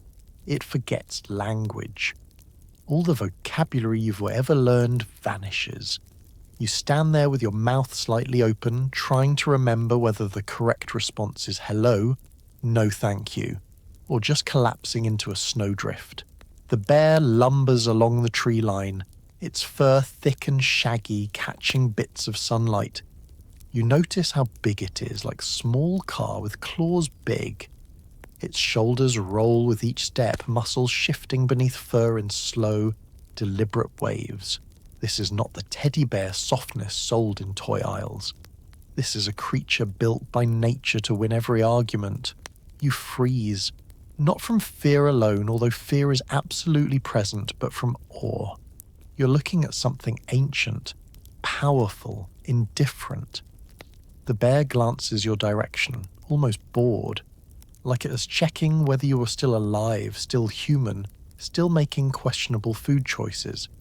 Then it keeps walking, nose low to the ground, snuffling through brush with the enthusiasm of someone hunting for lost car keys. This is when you remember.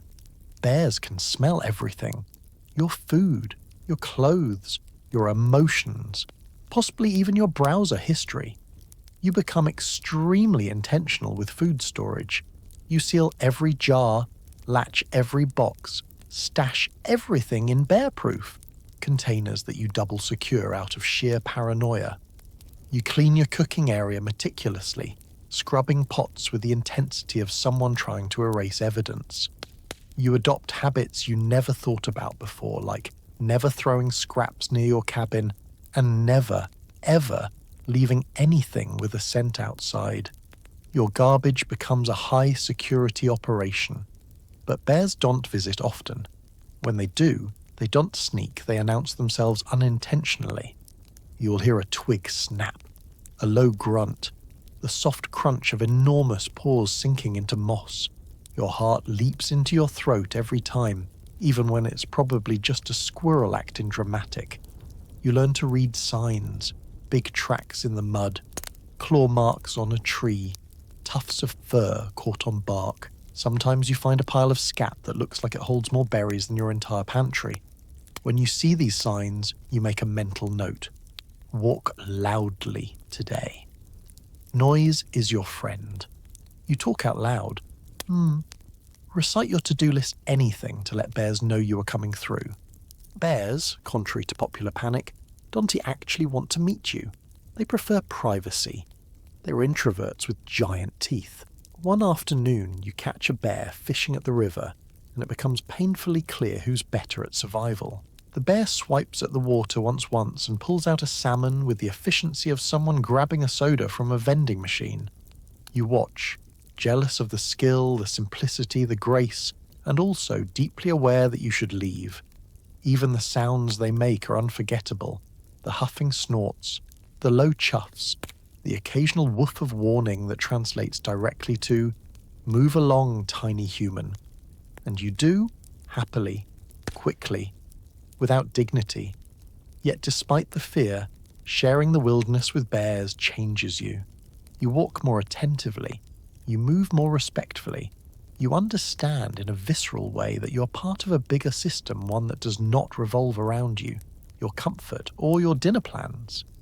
And strangely, there is something grounding in that. When you see a bear in the distance and it doesn't charge, doesn't approach, doesn't even acknowledge you, you feel honoured, invisible in the best way, a guest allowed to remain. Later, back inside your cabin, you sit by the fire and breathe out the tension. You write in your journal about the encounter, your handwriting slightly shakier than usual. You sip your tea, grateful for walls, for warmth, for the unspoken agreement between you and the wilderness. Because out here, bears are only villains or monsters. They're neighbours, huge, powerful neighbours who don't knock, don't gossip, and don't respect personal space, but who remind you every day that the wild is still wild. And honestly, you wouldn't want it any other way. Storms here don't just happen, they perform. The wind howls, the snow slams down, and you huddle inside wondering if the sky is mad at you personally. In civilization, weather is an inconvenience. Out here it is a full-blown theatrical production with special effect and an attitude problem. You sit inside your cabin listening to the atmosphere audition for a role in a disaster movie, and honestly, it is nailing it. It always starts subtly.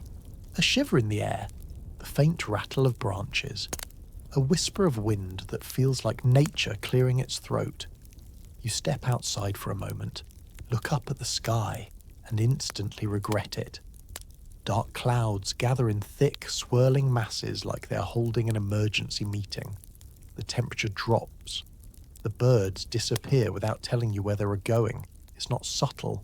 Then it hits. A blast of wind slams into your cabin so hard the logs groan in indignation. Snow whips sideways, as if gravity suddenly decided to take the day off. Gusts roar across the lake, sending waves of powder swirling in great ghostly currents. The world turns white so fast it feels like someone unplugged reality and reloaded it on a lower visibility setting. Inside, your cabin becomes a small wooden spaceship navigating the galaxy of Please Don Tea blow over. You brace your shoulder against the door just to make sure it stays shut. The roof creaks, the walls shudder, the stove crackles defiantly, doing its best impression of a brave little soldier. You sip tea like a Victorian child recovering from a fainting spell, because it's either that or pace around nervously like someone waiting for their boss to respond to a risky email. Thunder rumbles long, rolling, ancient. Lightning flashes behind the clouds, illuminating the forest for a split second in stark, frozen detail. You catch your reflection in the window, wide-eyed, wrapped in blankets, looking like a cryptid attempting self-care. And the wind, oh, the wind. It screams, it wails, it yanks at the cabin like an impatient toddler demanding attention. Sometimes it whistles through tiny cracks in the logs, creating sounds so eerie you briefly wonder if your cabin is haunted. You shove bits of cloth into the gaps because you were not doing a séance tonight, and when the storm finally calms its opening number, it transitions into Act 2. Heavy snow. Thick, dense flakes tumble from the sky with the energy of someone dumping out a bucket they forgot they were holding. Within an hour, your porch is buried. Within 2, your path to the lake is gone. By morning, it looks like the storm tried to erase you, but winter storms aren't the only drama here. Spring storms arrive with rain so aggressive it sounds like the sky is power washing the continent. The lake churns, whitecaps slapping the shore like applause. Thunder shakes the air. You step onto your porch, immediately soaked from head to toe, and think, well, this feels targeted. Summer storms bring lightning that streaks across the sky in jagged electric veins. The air holds its breath between each flash. Trees sway violently, a forest-wide panic dance.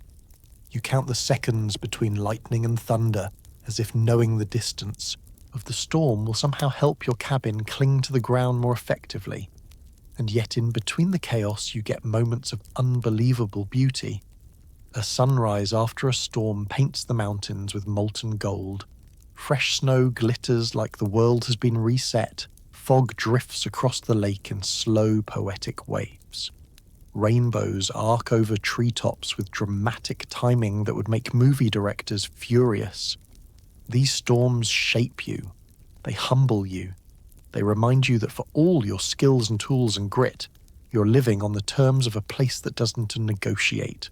When a storm hits, you don't fight it. You adapt. You sit by the fire, listen to the sky tantrum, and wait patiently for the world to settle again. And by the time the final gust fades and the silence returns, you feel strangely proud. Because you didn't just watch the wilderness perform. You stayed for the entire show. You quickly discover that necessity is the mother of invention is wilderness code for good luck, buddy. You solve problems using tin cans, scrap wood, and a prayer. Out here, there is no hardware store, no Amazon same-day delivery, and absolutely no neighbor who might have a spare one in the garage. It's just you, your hands, and whatever objects you haven't melted, broken, or accidentally used as fire starter. Your daily life becomes a series of small engineering puzzles. Something breaks, you can ignore it. In the wild, procrastination has consequences. If your water dipper cracks, guess who's going thirsty? If your saw handle snaps, congratulations, you're about to have the most frustrating afternoon of your life. Everything requires a solution, preferably today. Preferably before the weather decides to change its mood again. Your workshop becomes a graveyard of potential ideas. Bent nails, bits of rope, old tin cans that you refuse to throw out because, in the wilderness, a tin can is basically the Swiss Army knife of trash. You flatten them, cut them, fold them, turn them into funnels, patches, reflectors, and occasionally objects that even you can identify later. Scrap wood becomes your best friend. You save every piece, no matter how small. In the city, small bits of wood are garbage. Out here, there are future problem solvers. You sort them into stacks, long pieces, flat pieces, weird, chunky pieces that might someday become something. And somehow, each one eventually gets used. A handle, a brace, a hinge, a sled runner, a spoon, a solution. When you need a hinge and don't have one, you fashion one out of leather strips and an old nail. When you need a ladle, you carve one from a knot of spruce until it fits your hand perfectly. When your saw blade loses tension, you improvise a clamp from 2 flat boards and enough determination to alter the laws of physics. You learn a special kind of creativity born only from isolation. You stop thinking in terms of, what do I need to buy? And start thinking, what can I bend, cut, glue, hammer, or repurpose into the thing I need? You begin to see your entire cabin and everything in it as raw materials waiting to evolve. Your stove damper warps? Great. Donate a tin can to the cause. Your boots tear? Patch them with leather scavenged from an old mitten. Your fishing pole snaps? Whittle a new handle, reinforce the top with a scrap of metal, and pretend you meant to upgrade it. Even your cooking tools transform. You create a little wooden spatula from a piece of driftwood. You cut rings from old cans to adjust stove airflow. You craft hooks from nails softened by fire. Everything becomes multi-purpose because everything must. There's humour in the process too, like the time you try to fix a leaky water bucket by hammering a patch into place, only to discover you depatched the wrong side. Or the moment you realise that the thing you spent 2 hours building was just a slightly worse version of something you already had. But every failure teaches you usually to check your work before you commit to 3 hours of carving. And then, of course, there are the triumphs. The moments when your improvised solution works so well, you feel like a frontier Einstein. A cleverly carved sled runner glides perfectly across snow. A handmade mallet holds together season after season. A jury-rigged stove baffle saves enough wood to last another week. These victories make you sit back, nod once, and think, not bad, wilderness me. Not bad at all. Ingenuity here isn't optional. It is survival. It is learning to trust your instincts, embrace trial and error, and remain patient in the face of problems that would make modern people cry into customer support chat windows. And the best part? When something you invented actually works, you feel unstoppable, like a one-person engineering department powered by stubbornness and spruce. Because in the wilderness, you don't just make solutions, you become them. You film it all, turning your quiet days into cinematic masterpieces filled with sawdust, snow, and the occasional startled bear cameo. Out here, you're not just the star of the movie, you were the director, camera operator, lighting crew, stunt double, and underpaid intern who has to sprint back into frame before the scene starts. Your only piece of equipment? A sturdy little hand-crank 16mm camera that feels like a cross between a metal lunchbox and a mechanical puzzle toy. There is no autofocus, no stabilizer, no cinematic mode, just you, the crank, and the warm hope that you're not about to waste precious film by accidentally recording 45 seconds of your own boots. Filming starts with logistics. You spend a surprising amount of time placing the camera on rocks, logs, and occasionally balancing it on a stack of firewood, like you're performing a wilderness version of Jenga.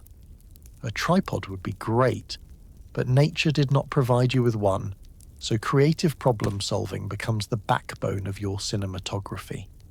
Once the camera is placed, you frame your shot with the seriousness of a director preparing to win an Oscar for best performance by a guy alone with tools. You check the angle, you check the light, you adjust the lens, then crank, you wind the mechanism until it is ready to roll. And now comes the truly athletic part. You run. You run into frame with the awkward speed of someone who is trying to act natural while also sprinting for their life. You grab an axe or pick up a piece of lumber and immediately pretend you weren't just doing cardio. This is casual, your body language lies. I definitely didn't just leap over a stump to get here. The camera whirs, you work, you pretend the camera isn't as judging your technique. It definitely is. You film everything, chopping wood, carving joints, paddling across the lake through shimmering light, walking through snow so deep it feels like you're drowning vertically, repairing tools with a focus of someone trying to prove something to future historians. Sometimes you talk to the camera quietly, calmly, explaining what you were doing. Other times you film in silence, letting the scrape of saws, the crack of frozen branches, or the gentle clunk of tools become the soundtrack. Nature provides its own cameos whether you invite them or not. A fox trots through the background like a furry extra. A raven lands on the cabin roof, tilts its head, and clearly wonders why you're talking to a metal box. And occasionally a bear wanders into the shot, looks directly into the camera, and gives the kind of expression that says, "Is this live? Should I do something?" You learn to keep filming even during unexpected chaos. Wind knocks over the camera. Take 2. Snow slides off the roof mid-shot. Atmospheric. A mosquito lands directly on the lens. Well, that is just wilderness realism.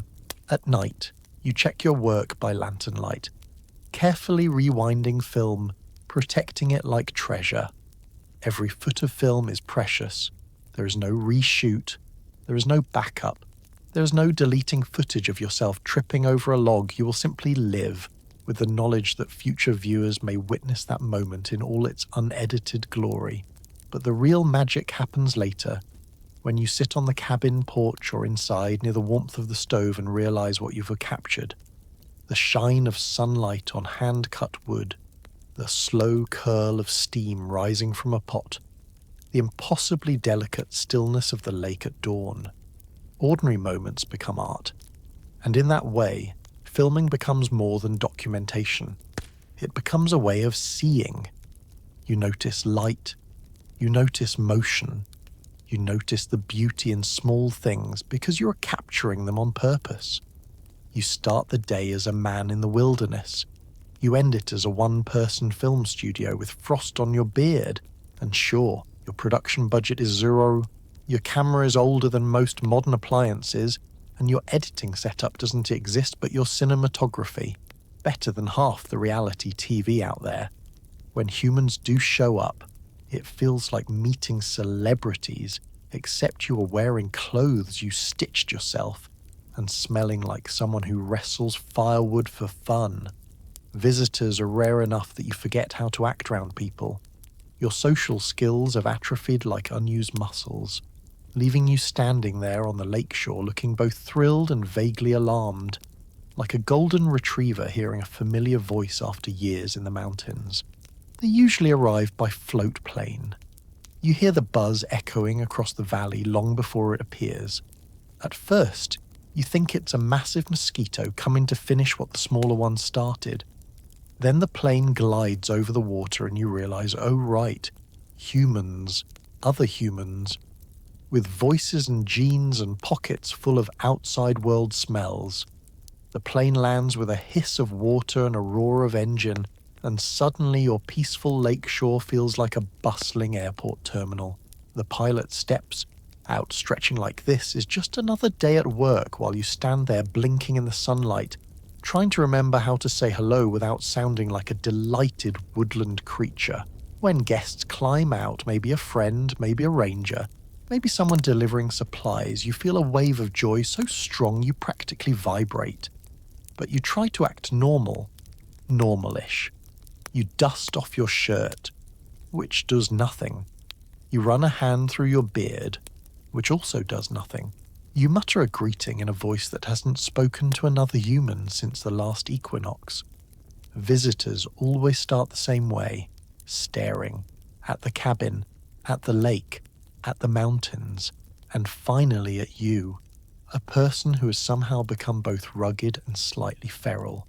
You invite them inside, suddenly noticing every tiny flaw in your cabin, the leaning shelf, the pile of wood shavings you forgot to sweep, the fact that your guest mug is just your regular mug with the least scorch marks. But they never mind. To them, your cabin is a marvel, a hand-built, meticulously maintained masterpiece in the middle of nowhere. They look around with the awe of people entering a sacred place. You make tea or coffee, which instantly becomes a bonding ritual. The smell alone is intoxicating. Drinking something warm with another person feels almost ceremonial. You talk, they talk. Conversation flows awkwardly at first. Your voice cracks like a teenager always, and you forget how long is too long to make eye contact. But eventually you find the rhythm. And oh, the stories they bring. Tales of news, weather reports, world events, grocery store prices, and changes in people you once knew. You soak it all in like a dehydrated sponge. You are fascinated by things you used to ignore: traffic jams, sports scores, the price of stamps. Civilization feels like a foreign country now.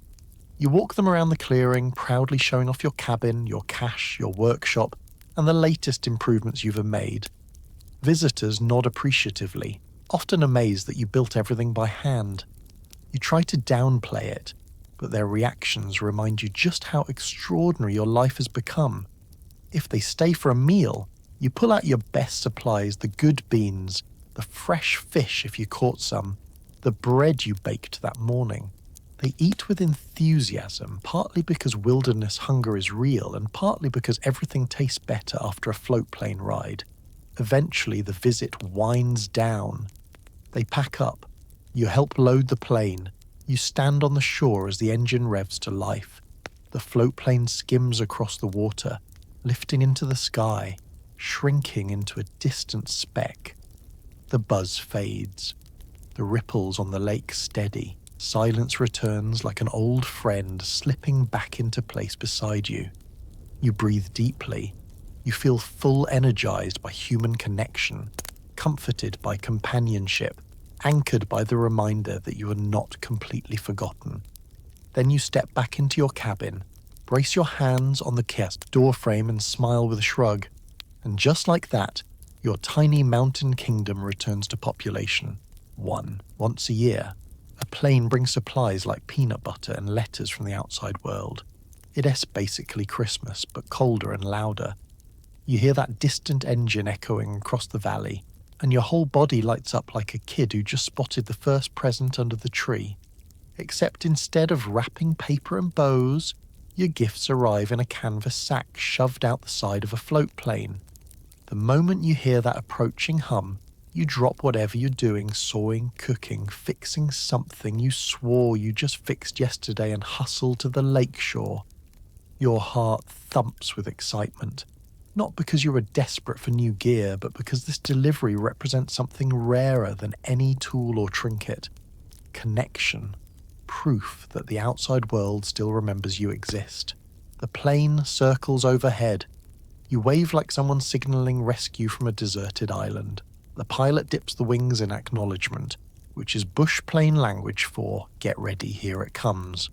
The supply drop itself is part precision, part chaos.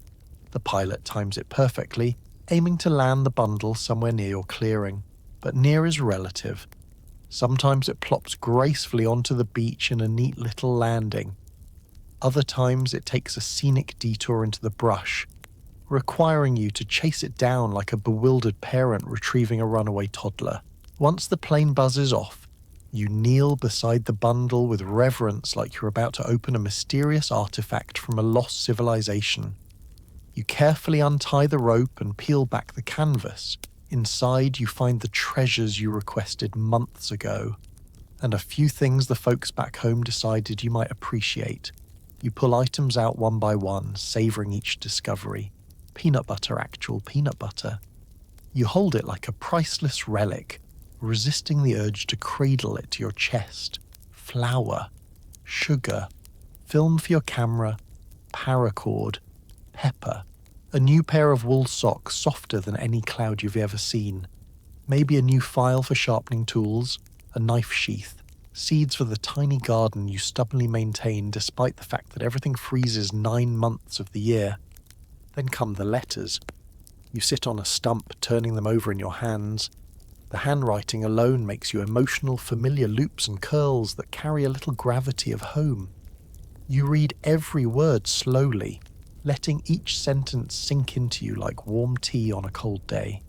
Updates about friends, news from family, a neighbour-s birthday, a cousin-s wedding you didn't know was happening until now, someone's opinion about the weather which feels wildly inferior to what you deal with. The letters remind you of the world beyond the lake, busy, loud, complicated. They also reassure you that even in your solitude you haven't vanished. After reading, you repack the bag with whatever the pilot will pick up next time. Letters of your own, small notes, maybe some handcrafted trinket, something that shows you are doing okay, something to prove you've kept both hands and most of your sanity. Then comes the ritual inventory. You stack the supplies neatly, jars lined up on shelves, sacks sealed tight, tools admired like trophies. Each item shifts your upcoming months from feasible to relatively luxurious. And by luxurious, you mean you can now season food and maybe avoid patching your pants with bark. That evening, you make a celebratory meal, fresh fish, maybe bread baked with the new flour, and dessert that consists of you dipping a spoon directly into the peanut butter jar with zero shame. You eat by lamplight, savouring the small indulgences like they were gourmet treats. Then you step outside into the cool twilight. The lake rests still, calm as glass. The mountains stand silent. The world feels bigger, yet somehow closer. You feel fuller than your shelves content, seen, supported. And as your supplies settle into place, and the excitement fades into a warm, steady satisfaction, one truth becomes clear. Christmas may come once a year, but out here so does everything else. And honestly, that's plenty. As the decades pass, you begin to see solitude not as absence, but as presence of nature, of time, of your own thoughts echoing more clearly than ever before. In the early years, solitude felt like an experiment. Then it became a lifestyle. Then, quietly and without any fanfare, it turned into home. A strange, peaceful kind of home without neighbours, traffic, or anyone asking you to sign for a package. The seasons roll past like chapters in a book, each one carrying its own moods and mischief. You notice the rhythms more now, the subtle shifts in wind direction. The way the lake's colour changes with temperature, the peculiar habits of certain birds who return every year as if filing their taxes on schedule. You've lived here long enough to know which tree groans first in a storm, and which ridge catches the morning sun like it's holding a spotlight. Over 30 years, solitude becomes a mirror. Without distractions, your thoughts stretch out like long shadows at dusk. You revisit memories more slowly, more kindly. The noise of past worries fades. You forgive yourself for mistakes that once gnawed at you. You even laugh at old embarrassments, moments that felt catastrophic at the time, but now seem small, harmless, almost funny. You discover that you don't miss crowds. You don't miss small talk. You don't miss the constant tug of modern obligations, but you do miss people, in a quiet, gentle way, like a soft ache instead of a wound. When you think of the outside world, it's with fondness, not longing. You're not hiding from life. You're living a version of it that simply makes more sense to you. Your cabin ages with you. The logs settle. The floorboards hold the imprint of thousands of footsteps. Your tools carry the wear of countless projects. Things get repaired, re-repaired, and occasionally retired with a respectful nod.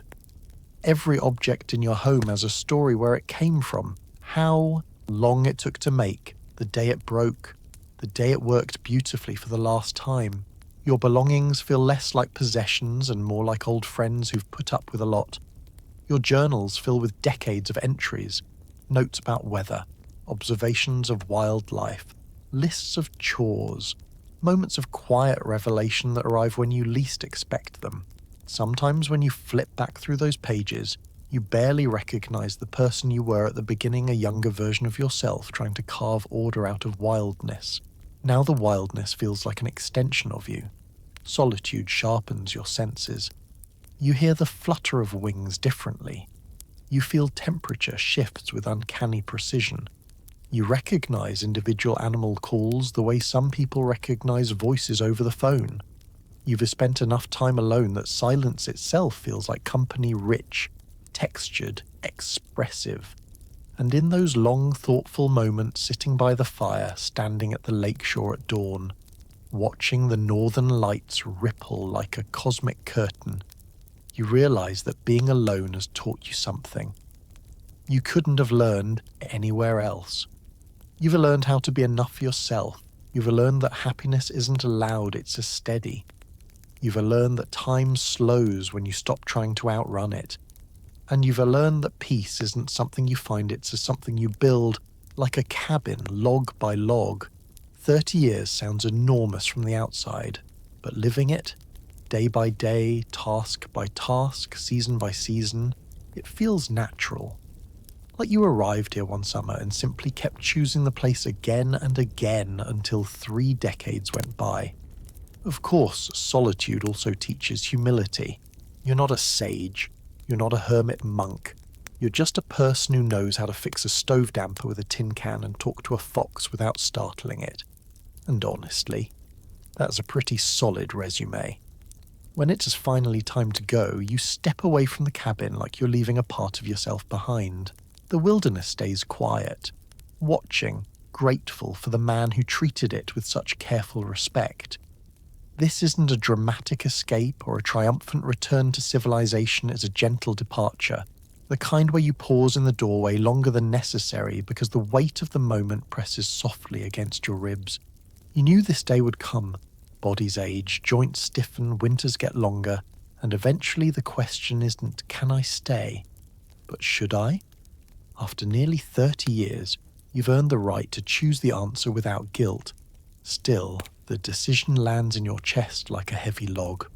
Solid, undeniable, and full of memories. You look around the cabin one last time. Every corner carries a piece of you. The stove you fixed 49 times, the shelves you carved, the window that looks out onto a view that changed you more than any human ever did. The air inside smells like wood smoke and pine, your signature scent. You run your hand along the log walls, feeling the grooves worn smooth over decades. This place didn't just shelter you, it shaped you. It taught you patience, humility, resilience, and the fine art of admitting you lost track of time for several years in a row. When you step outside, the sky's calm, as if the wilderness is holding its breath. Twin Lakes lies still, a mirror of mountains and memories.